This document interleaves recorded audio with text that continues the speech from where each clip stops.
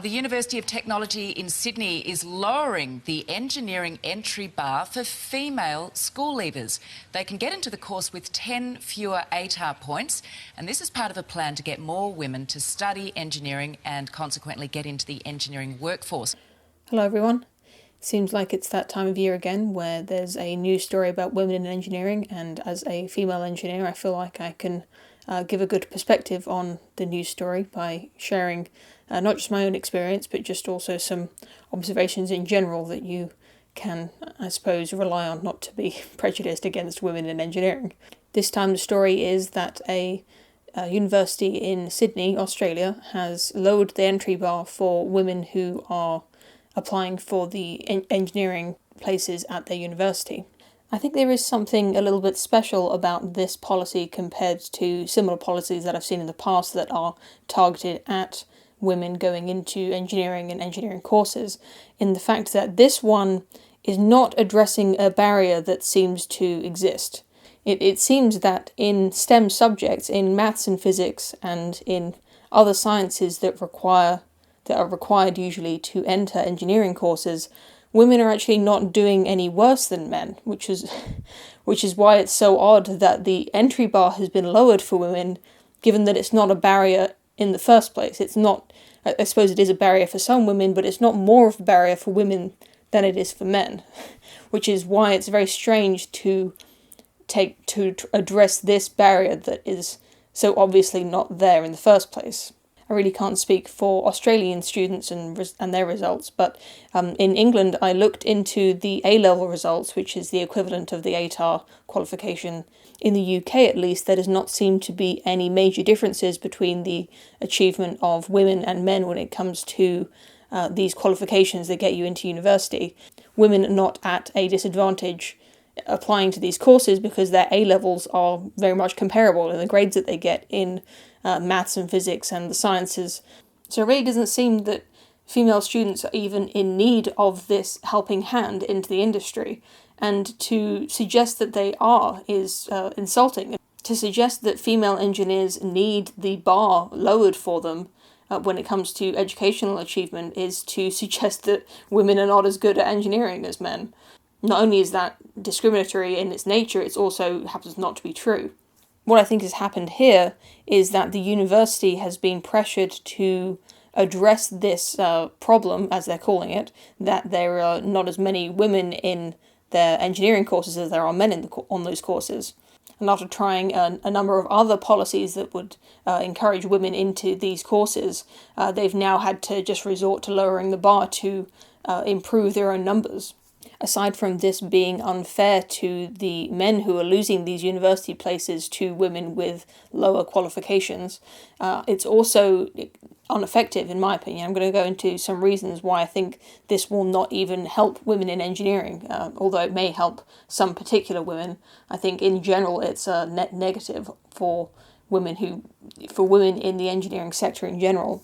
If we accept for a moment the assumption that these ATAR points are representative of some kind of engineering ability, some talent, some intelligence, and that they are a good predictor of how good an engineer somebody will be or how good somebody will be on the engineering course, if this policy is successful in its aims, what you will see is a lot of female students coming onto the course who are, on average, at a lower ability than the men on that course.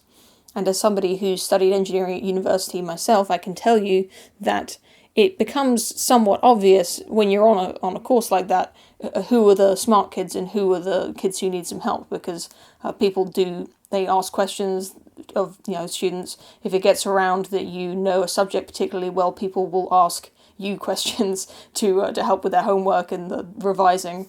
And I can imagine that the male students on that course are going to notice that the women on the course are not doing as well as the men. They're going to notice that the girls are struggling more with the course material, or that they're getting lower grades in the exams.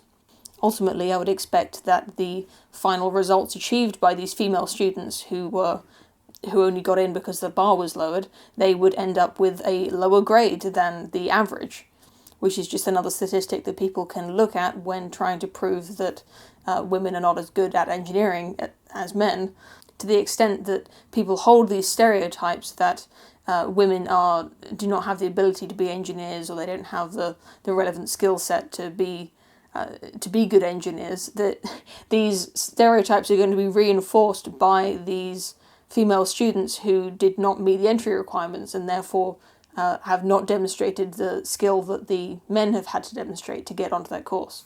But if that's not the case, and these women end up doing just as well as the men on the course, then I think we really have to ask ourselves, why do we have these entry requirements in the first place if they are just arbitrary and don't actually result in any predictions that are useful for predicting who is going to be a good engineer or a good engineering student. I think we really need to talk about why we're using ATAR points or A-level grades as a requirement to become an engineer if it doesn't have any predictive power. That's a story for another time, though. I'd like to make a video about education soon, in general, and qualifications and things like that. After the women on these courses graduate and start to look for jobs in the engineering sector, or even any sector, how can we expect employers to look at their qualifications? Can we really expect employers to see this degree the same as they would a degree from a man from the same institute on the same course? If the employer knows that the entry requirements for the woman were not the same as a man on the same course, then the employer might assume that the qualification is therefore not worth the same for a woman as it is for a man. So positive discrimination, we know it works, and it makes the industries better, it makes businesses better, so I think this is a really positive move. And the really insidious thing about this policy is that it may not even be limited to this one institution on these particular courses. Employers might start to devalue all qualifications that women get at universities compared to the same qualifications that a man holds, if they expect that they got those qualifications as a result of positive discrimination. This kind of effect can spread between institutions, it can spread to other sectors, other countries. These sorts of policies affect me directly. As a woman holding an engineering degree, it's not impossible that some positive discrimination went into the grade that I received, or into my employment history, or the references that I get from my employers. When we start getting into this culture of positive discrimination, even people who have not received any benefits from positive discrimination will start to be looked at a little bit more suspiciously. I've said before in my videos that I don't think that I've been the benefactor of any positive discrimination in my education or my career, but to be honest, I really just can't tell. I certainly haven't been the target of any specific programs or policies such as this one, but that doesn't mean that the people who were in charge of assigning me my grades in coursework and exams and in charge of hiring me at the jobs that I've had didn't have an ideological agenda in hiring me. And the fact that I cannot be sure of that, and that the people who work with me cannot be sure of that, is pretty damaging to my credibility. What I'd like is for all of my qualifications and all of my achievements and experience to be worth exactly the same as it would be for a man. And the only way to ensure that is to make sure that I have to jump all of the same hurdles that men have to jump, and go through all of the same difficulties. A lot of people look at the statistics regarding women versus men who choose to go into engineering, and they say that there must be some barriers in women's way, the psychological barriers or society or culture or something. Dee, engineering is a very male-dominated industry and workplace, and apparently that is a big turn-off for women wanting to study engineering in the first place. Is this the way to turn it round? Look, it is. It's the old saying, if you can't see it, you won't be it. And women look at that sort of field and think, ooh. When really I have not experienced any of that personally. So I don't feel that there are any barriers to take out of my way, and any attempt to take barriers out of my way is just hurting me, in my opinion. The way that I found out about this news story was through a short clip of a Australian news show that was shared on Twitter.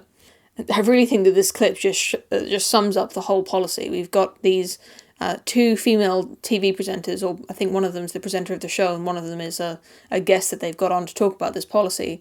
And the conversation that they have is just so... Oh my God, I can't remember how many buildings I've been in where you see something as a woman, you think, no, the kitchen should not have gone there. Yeah, whoever. The conversation that they have demonstrates that they have no understanding of what engineering even is. They have no understanding of the possible results of this policy. and yet they get to be on national television talking about it to probably thousands, maybe millions of people. I just think it's a perfect representation of how the people making these decisions and the people praising these policies really have no idea what they're talking about. It's infuriating.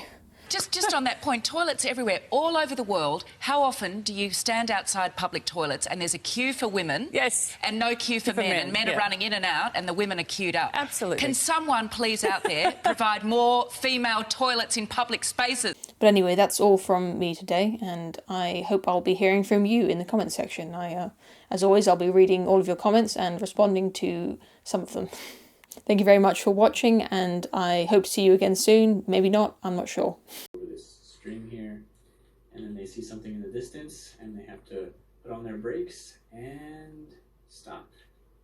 So they stop their car here in front of this creepy statue, and the parents want to move forward, but